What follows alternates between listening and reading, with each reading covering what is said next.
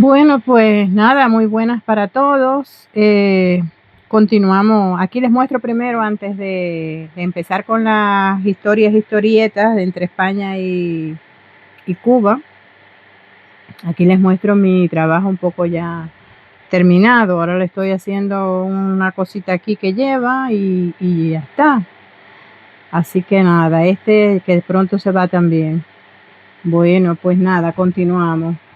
En el video anterior, también recordarles antes de comenzar que por favor me sigan en TikTok, YouTube, Instagram y Facebook.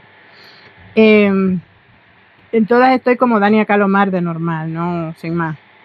En el video anterior estábamos hablando de lo que fue el periodo especial en Cuba, que fue lo que Fidel llamó periodo especial. Pero luego estaba recordando que esto fue entre, bueno, pues 89, 90, 91 por ahí. Pero antes de esto, pasaron otras cosas. Esto es un poco, no es que quiera hacer historia de Cuba ni meterme en política de ningún tipo. Estoy haciendo un análisis de por qué las personas, por eso es que cuento mi vida como emigrante, porque primero mis abuelos tomaron una decisión de irse hacia Cuba. ¿Por qué? Porque la vida aquí no le era lo suficientemente lo que ellos querían. Y allí tenían una posibilidad de estar mejor.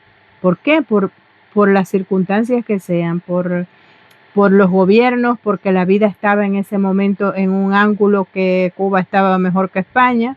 Y es así, es como un juego de ajedrez, unas veces están mejor en un lado, otras veces están peor en otro. Por eso es que siempre reitero y digo que la emigración es universal, y la emigración ha existido desde los tiempos de la humanidad, desde que existen registros de la historia de la humanidad, y no solamente en personas, en aves, en peces, en todo el mundo migra buscando estar mejor en un lugar que otro.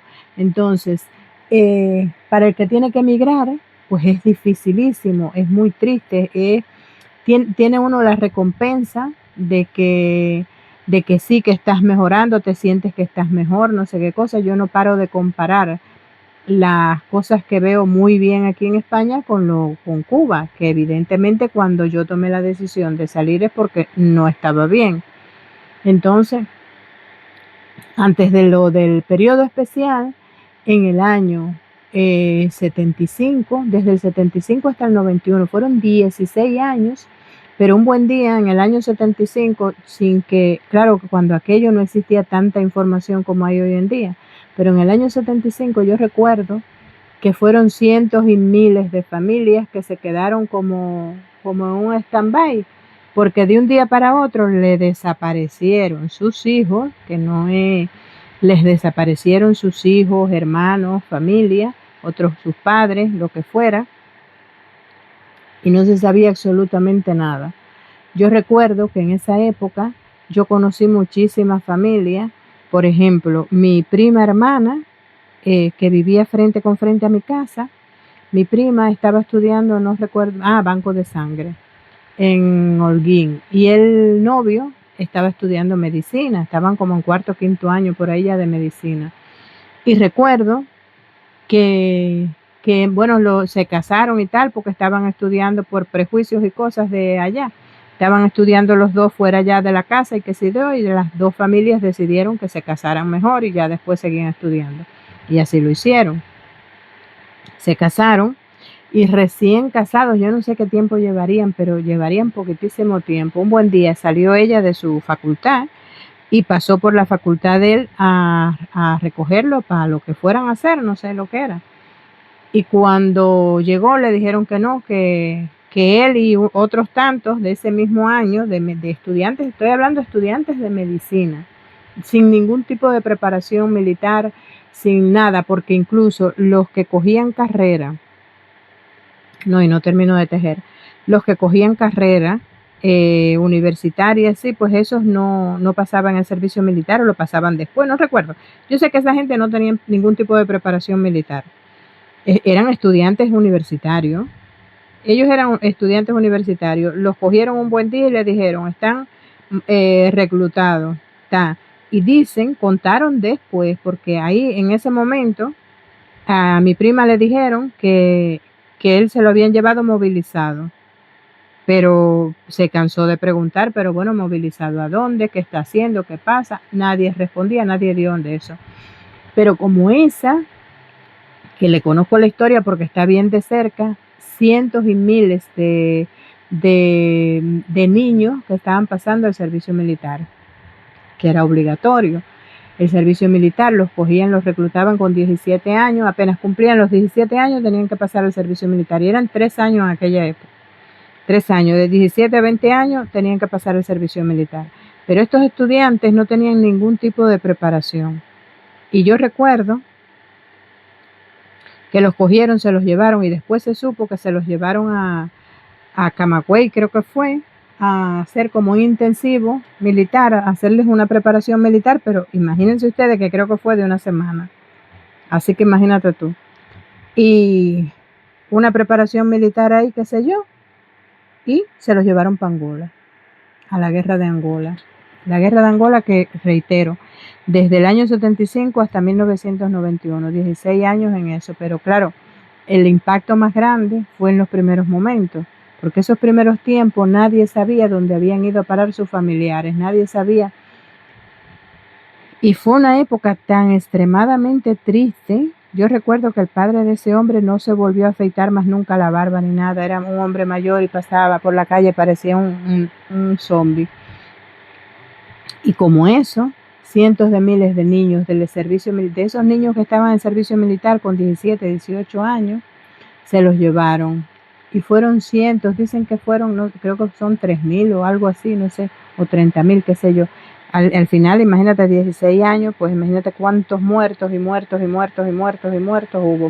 Muertos que se quedaron enterrados en Angola a como malamente tuvieron oportunidad de tener. Esa gente, esos cuerpos no regresaron a Cuba ni nada. Después, con el tiempo, con los años y años, hicieron una vez creo que cuando ya ganaron la guerra o no sé cuánto, empezaron a traer unas cajitas ahí que decían que, imagínate tú, decían que eran los restos de esto, los restos del otro, pero a saber.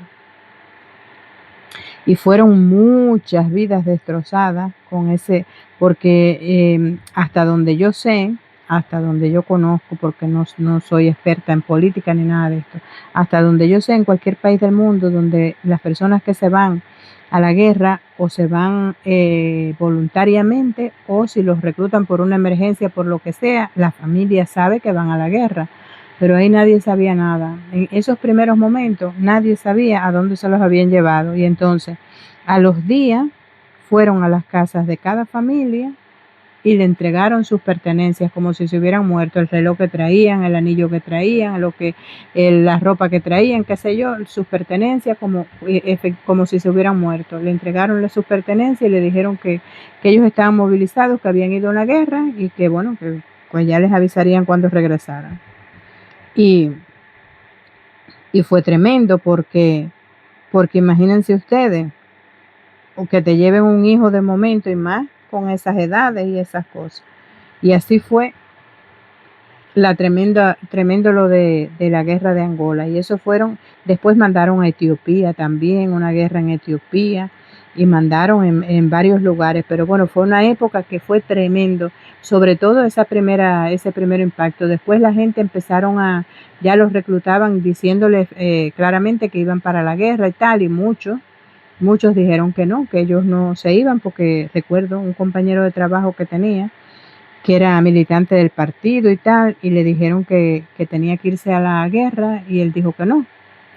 Dijo que no porque su madre estaba muy mayor, estaba muy enferma, y él era el que se encargaba del cuidado de su madre, que era hijo único el hombre. No tenía más hijos la mujer, y entonces él dijo que no, que él no se iba a ir a una guerra y iba a dejar abandonada a su madre. Le quitaron el carnet del partido, se hacían actos de repudio a la gente, aquello fue tremendo. Y entonces, después de la guerra de Angola, en el año 70 y tanto, pero en el año 81 por ahí, hubo un grupo de, los tengo que dejar porque se me acaba el tiempo, en el próximo continúo.